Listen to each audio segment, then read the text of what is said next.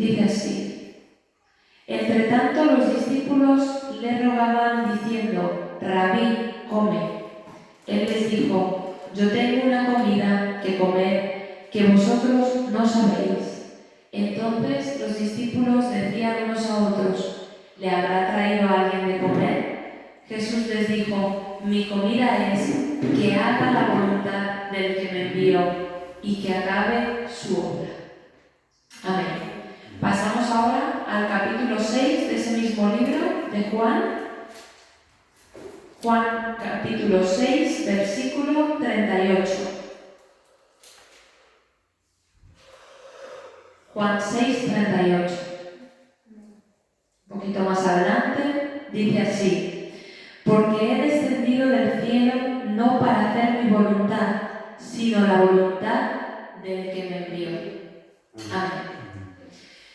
Voy a hacer una pequeña oración. Gracias, Señor Jesucristo, por tu poderosa palabra. Gracias, Dios Padre. Gracias, Santo Espíritu de Dios, por el honor y el privilegio que me das de predicar tu palabra en este día, en esta hora, en este lugar. Señor, pongo a tu disposición, Señor Jesucristo, lo que tú me has dado, Señor, la revelación, la interpretación que tú me has dado, Señor. Pongo cada corazón, pongo cada vida de cada persona que va a recibir esta palabra, Señor, tanto presencialmente como por las redes sociales, Señor, para que seas tú trabajando y obrando y tratando con esta palabra en cada corazón, Señor Jesucristo. Que tú nos enseñes, Señor, la importancia que tiene conocer y hacer la voluntad de Dios en nuestras vidas.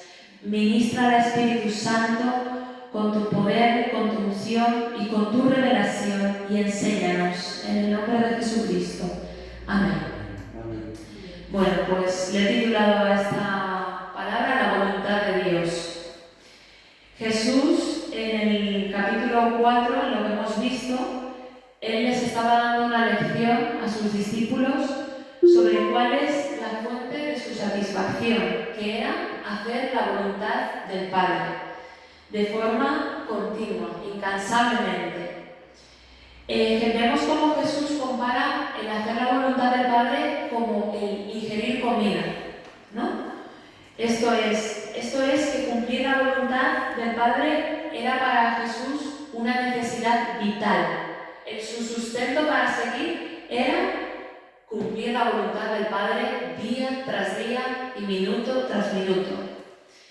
Y en Juan 6:38 que hemos leído expone claramente el propósito por el cual Jesús vino aquí a la tierra, ¿no? Dice: porque he descendido del cielo no para hacer mi voluntad, sino la voluntad del que me envió. O sea, aquí expone claramente el propósito por el cual Jesucristo dejó su trono de gloria y vino a morar como tú y como yo, como un ser humano más aquí en la tierra, para hacer la voluntad del Padre, para hacer la obra de Dios. Hacer la voluntad de Dios, Iglesia, es tan imprescindible que aparece en el modelo o el prototipo de oración que tenemos conocido como el Padre Nuestro. En el Padre Nuestro hay una parte en la que dice: venga tu reino y hágase tu voluntad, así como en el cielo, también en la tierra. O sea, el modelo de oración nos está invitando a querer hacer la voluntad del Padre, a anhelar que esa voluntad sea hecha en nuestras vidas y aquí en la tierra. Pero nos puede surgir una pregunta. Dios es soberano, Él está por encima de todo y hace como quiere, cuando quiere, de la forma que quiere. Es poderoso, Él está en autoridad y Él no se sujeta ni se tiene que someter a nadie. Es más, la creación se tiene que someter a Él, todo lo que Él ha creado. Pero, ¿por qué entonces en la oración del Padre Nuestro le estamos pidiendo que haga su voluntad? Si Él la va a hacer independientemente de que al ser humano le guste o no le guste. Porque Dios es tan bueno que Él quiere hacernos partícipes de su voluntad. Él creó al ser humano para que el ser humano también sea partícipe de la voluntad de Dios, de los planes, del diseño de Dios. Por eso creó también al ser humano. ¿Y qué se necesita, Iglesia, para conocer la voluntad de Dios? Ser entendidos o tener entendimiento, porque la palabra de Dios dice en Efesios 5:17: por tanto no seáis insensatos, sino entendidos de cuál sea la voluntad de Dios. tenemos que ser entendidos. Y en Romanos 12:2 nos dice: no os conforméis a este siglo, sino transformaos por medio de la renovación de vuestro entendimiento, para que comprobéis cuál sea la buena voluntad de Dios, agradable y perfecta. ¿Y qué tenemos que hacer para ser entendidos? Pasar tiempo con Dios, pasar tiempo leyendo su palabra. Hay gente que no le da la importancia suficiente a leer y a meditar y a escudriñar la palabra de Dios, meditando la palabra de Dios, estudiando la palabra de Dios, memorizando la palabra de Dios, para que el Señor también vaya, como ha dicho, como he leído en Romanos, transformando y renovando nuestro entendimiento. Nuestro entendimiento tiene que ser transformado desde que venimos a Cristo hasta el transcurso en el que permanecemos en Cristo. Tiene que ir siendo regenerado y transformado. Esa mente que era carnal, que era del mundo, que era como era la sociedad, la mente que tiene la sociedad, nosotros no podemos tener esa mente. Tiene que ir siendo renovada y transformada de día en día. Nuestra manera de pensar tiene que ser diferente a la manera del mundo. Nuestra manera de percibir las cosas tiene que ser diferente a como el mundo las percibe. Amén. Pero en muchas situaciones quizás se nos presentan dilemas entre qué hacer si hago lo que yo quiero y me apetece y me place, lo que es más fácil para mí, o someterme a la voluntad de Dios y obedecer, que puede ser más difícil y en ocasiones nos puede hacer padecer o sufrir. Y quizás el mismo Señor, cuando Jesucristo estaba en el Getsemaní, podemos ver que Él ora al Padre y primeramente le dice algo, le dice: Padre mío, si es posible, pasa de mí esta copa. Pero esa copa no podía pasar. Jesús tenía que beber esa copa.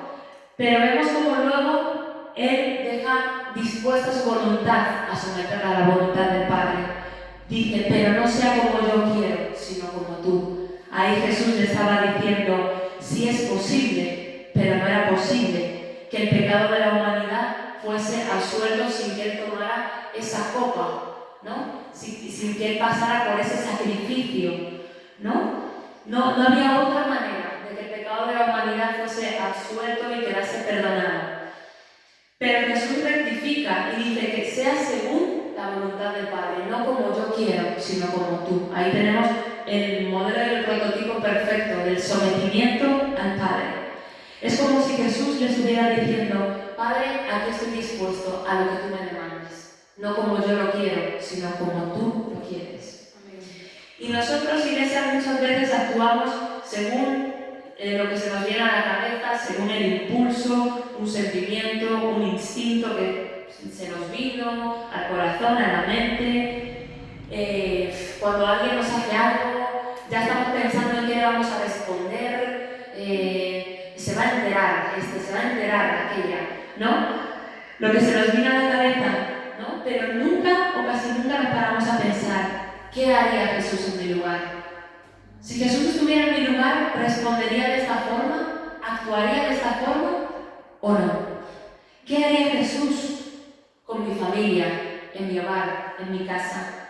¿Qué haría Jesús? ¿Cómo actuaría Jesús con mi esposo, con mi esposa, con mis hijos? ¿Cómo se comportaría Jesús con mis compañeros del trabajo?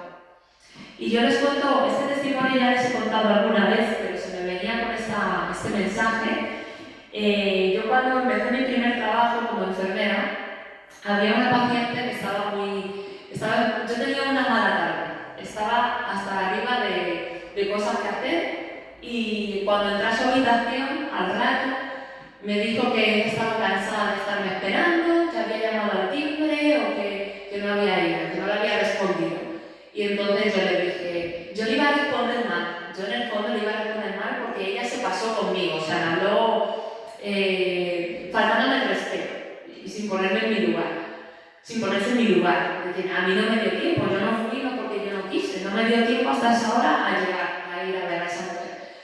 Le iba a responder mal, pero fue como si el mismo Señor me dijera: cálmate, calla y háblala con amor. Y yo hablé a esa mujer no como yo quería, yo lo hubiera contestado como se me decía, Pero el Señor fue como que me dijo, che, calma y háblala con amor. La hablé con amor y a esa mujer le cambió la cara. A esa mujer se le dibujó una sonrisa en los labios. Yo hasta le dije cariño cuando me refería a ella. Y esa mujer cambió su actitud conmigo. ¿Por qué? Porque Dios quería que la hablara con amor. Si yo lo hubiera hecho en mi propia voluntad, hubiéramos tenido un enfrentamiento, una discusión. Yo a decirle una cosa, ella a responderme otra.